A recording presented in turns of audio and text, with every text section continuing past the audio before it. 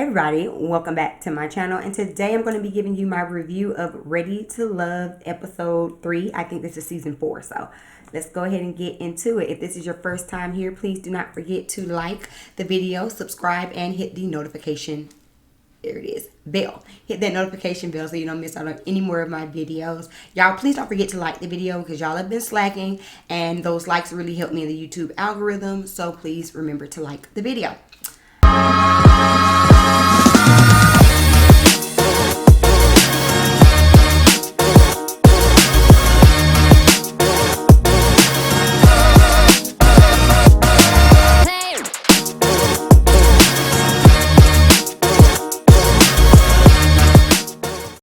All right, so this episode starts off with a brunch.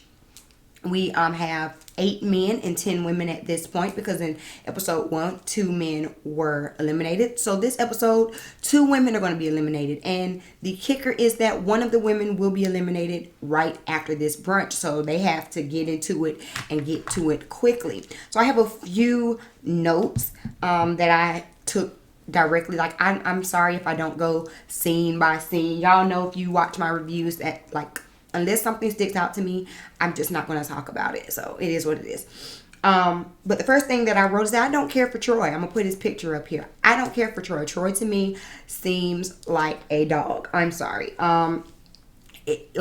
He had his signature kiss on the cheek, and it was in this brunch that I realized that he does not seem like he is really out here ready for love like he was trying to say. And I think that's something that I like about the show, because it seems like people are genuinely trying to find lasting relationships. And except for last season, the resort season, the seasons before, it did seem like that. And I think the resort season kind of threw it off. So I felt like this season they were trying to get back to the root of the show, which is really trying to find mature adult relationships. And Troy being one of the oldest guys there, I would have thought that he would seem like more genuine, but he just seems like a dog to me. Just period. So Amber and Chris end up having a little conversation. So Chris is the 42-year-old radio personality that was on last season, who ended up getting kicked off because he put all of his eggs in one basket and she just curved them. So, and Amber is a lawyer. They had a little conversation. It seemed like it went really well. I think Amber, just off of first impressions, or kind of second impressions, since this is the second episode of actually seeing people interact, she seems like she would be a tough nut to crack. And I don't know, she doesn't seem and she said it. She said she's very analytical. She's not super emotional like most women are, but she just seems like it would be hard to get to know her in a fast fashion like the show is. So I guess we'll see a little bit later, but I don't know. They had a decent conversation though. Then we see Ida, and something that Ida just kept doing this episode is you might see two people sitting having a conversation, trying to get to know each other, and then she would come and sit all up under them and just butt into the conversation. She did this 2 or 3 times during the episode. She just kept overstepping. That's what I put in my notes. She just kept overstepping, and it would have been a turn off to me, and as a man, and then as a woman sitting there, she would have aggravated me, because find a time to talk with your own guy. Why are you Ida's just too aggressive. I'm sorry. She's just too aggressive. I said it in the last review. I say it again. She's just too aggressive. David is a 44-year-old real estate agent, and he seems like a really nice guy. But when he's having a conversation, I don't remember who he was sitting with. I want to say he was sitting with Tressa and maybe Vernisha. I don't remember the other person. I know he was sitting with Tressa, the comedian. But while he was sitting there with him, he let them know that he was celibate. And I was like, okay, so he's not going to make it past the next episode. And not to say that there is anything wrong with him being celibate. Absolutely nothing wrong. I just feel like we saw this a few seasons ago when we had the pastor who was also celibate and he didn't make it past like an episode or two. It's just not realistic in today's dating world when you're trying to court these 10 women to think, maybe David might find someone, but to be honest with you, I'm letting y'all know now, whenever the next guy elimination is, it's my prediction that David will probably get eliminated. And it sucks because there's nothing wrong with being celibate. But when he said that to those women, the two that he was with, Tressa, and I believe it was Renisha, but whoever else he was, they were just like, I'm not, I'm in my 40s. Like, I'm trying to taste the goods before I get to it, The other lady, she seemed a little bit more receptive, like, oh, so you're looking to like get married soon and stuff like that. But Tressa wasn't here for it, like, period. So after the mixer, Ida gets eliminated. I told y'all that she was going to get eliminated. And she actually seemed really hurt by it. Like, she was like legit hurt.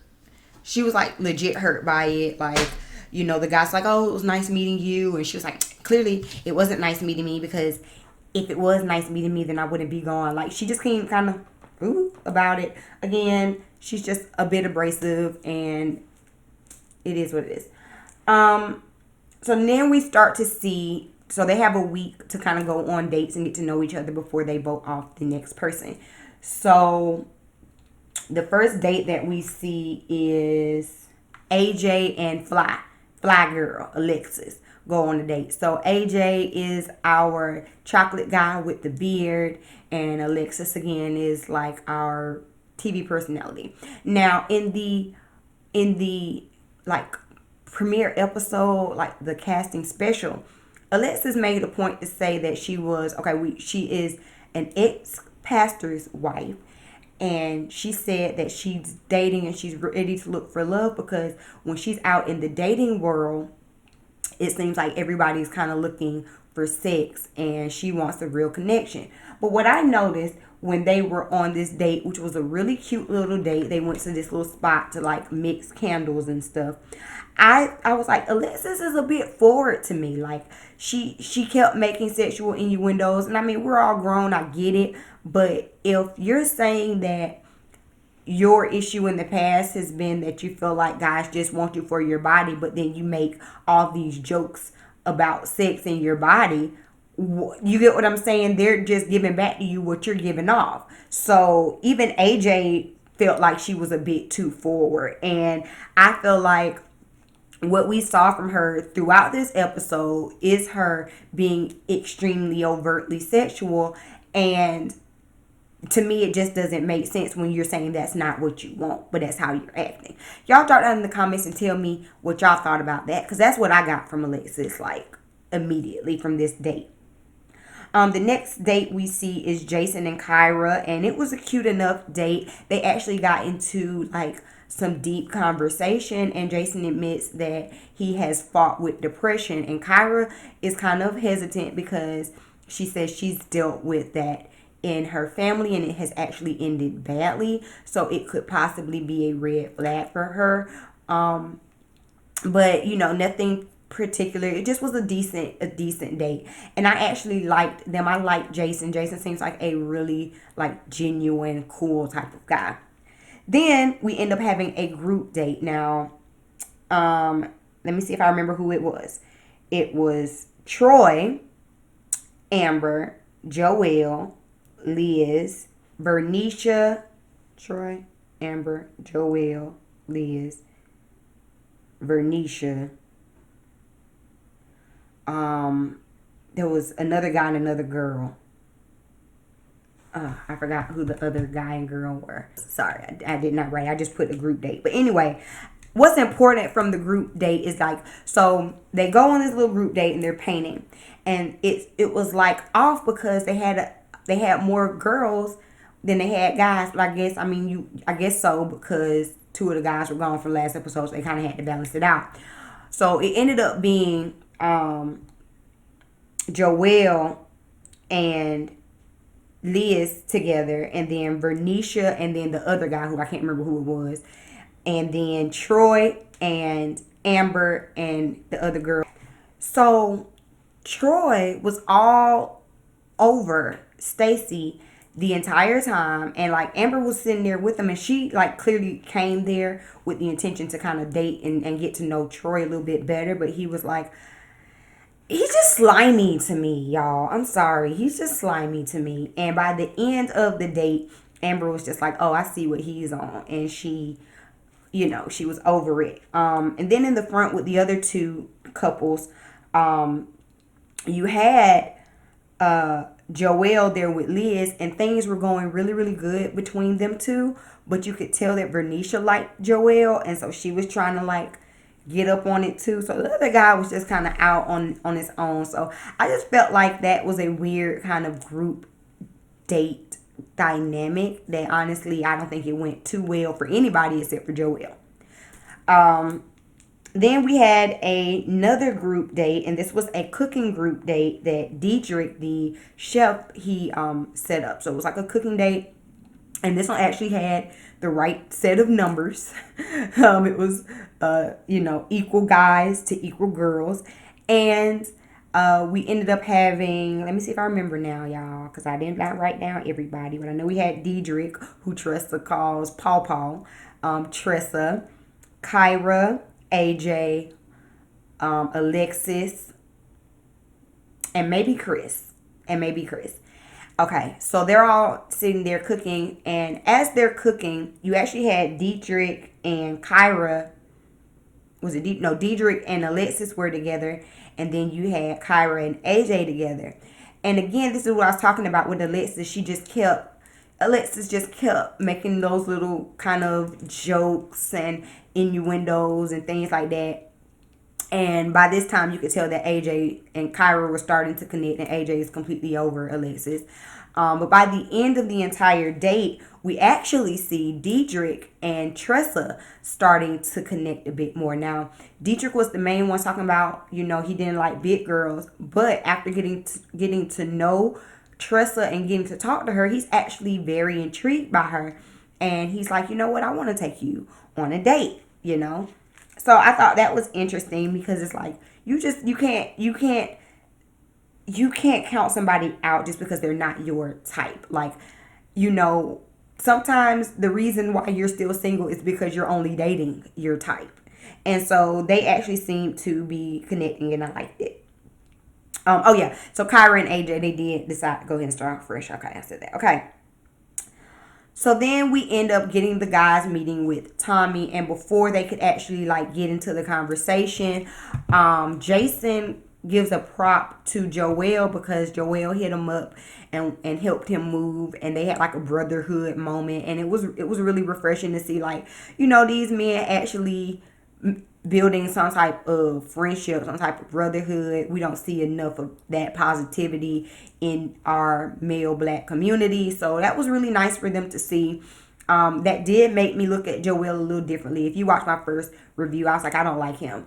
But it did make me kind of soften up to him just a little bit because he seemed like he was a decent guy to Jason. And y'all know I like Jason so far.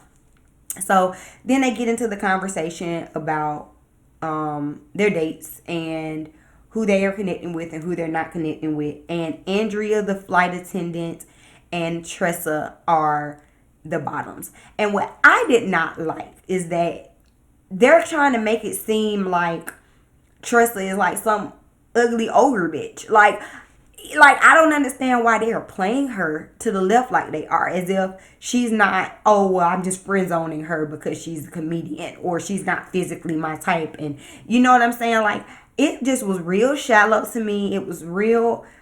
And it's not even like Tressa's an ugly woman. It's not even like she's bad built or anything. So I don't like the way that they are kind of portraying her. And I really want Tressa to come out on top. You know what I'm saying? Like, and not just because she has a great personality, but because she's a bad AB. You get what I'm saying? Like, I don't like that. But anyway, Tressa and Andrea ended up being in the bottom. So Diedrich took Tressa out, and somebody took Andrea out. I didn't write it down.